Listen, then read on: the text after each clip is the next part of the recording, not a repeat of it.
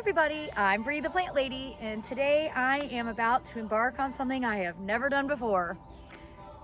That process is ripping out cottage gardens before they actually come into their full fruition. And really the motivation behind this is I'm just not super satisfied with how they look. I've got less than 2 weeks to the open garden, and I'd like for this area to look more organized and, well, just generally be planted for the reality of the heat and dry that we're already experiencing. I know I keep saying this, but this is the driest spring I've ever experienced in North Carolina.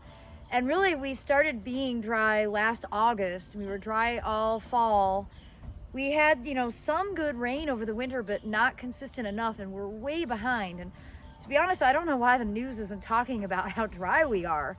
But I've just decided to go ahead and rip the Band-Aid off, and I'm gonna do this side and then the area surrounding the pool.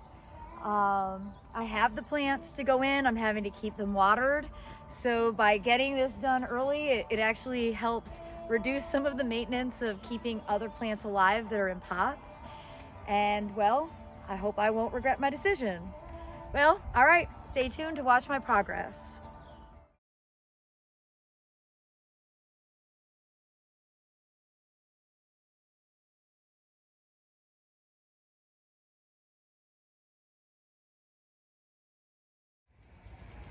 All right, well, as you can see, I haven't completely dismantled it, and that's because, in part, as I've been down on my hands and knees, kind of weeding and thinning, it's bone dry, like not a drop of moisture in this ground. And so I really think that the plants that are here can actually be salvaged if I just pull the sprinkler around and let it run for a few hours. So that's what I'm gonna do. I did go ahead and I cleaned out this feed tank. It was filled with fava beans, and I decided that I'm gonna harvest them and see how they look at this stage. Last year I waited longer and bugs got into them, and I didn't end up with as many seeds as I could have. I'm not dealing with the fava beans in all the other places. I just did these. So I'll let others mature more because I don't know if these are actually totally ripe. But now I'm gonna go ahead and plug some plants in. And as a result of putting in new plants, I will be motivated to run sprinklers. So you see, really, if I would have just started running sprinklers earlier, the gardens would have looked fine. I wouldn't have needed to do any of this. So if you live in the Raleigh area, if you haven't been watering, you need to. It's outrageously dry. We have never been this dry at this time of year, and I sure as heck hope that our weather changes. But you know what? It's an El Nino year, and El Nino years are terrible. And well, we're experiencing it early this year. So, all right, I'm gonna go grab some plants and get busy putting some things in the ground so that I can start watering.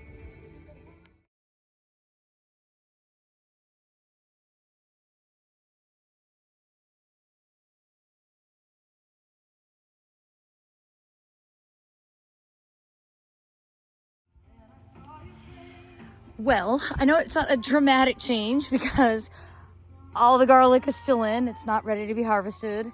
And I certainly didn't get rid of all the California poppies because I think they are going to be really special.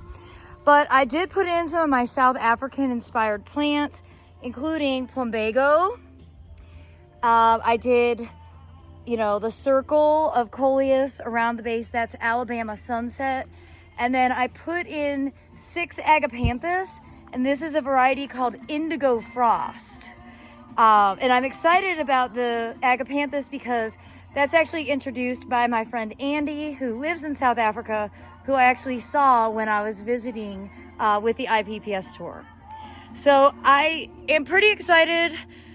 I think this does look better than when I started. And then it's gonna be really easy to make the summer transition when it's time to pull out the Eschscholtzia and the garlic. Really, the base of everything will already be here, and I don't think I'll have to fill in with much of anything else.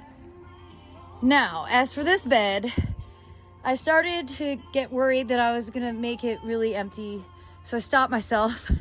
But I did empty this out, and I wanted to show you the plants I put in. they're mostly trial plants. So I put 2 coleus in, that's Solar Sunrise. And then I've got Silver Scent Salvia, which is actually like a sage, I think an edible sage. And then Centuria Silver, let's see, what does that say? Silver Swirl, which is this. I have relatively low expectations, but we'll see, you never know. And then Echinacea double scoop watermelon, is that right? It's watermelon deluxe, double scoop watermelon deluxe. Okay, so there's 3 of those. So it'll be exciting to see how this all grows out.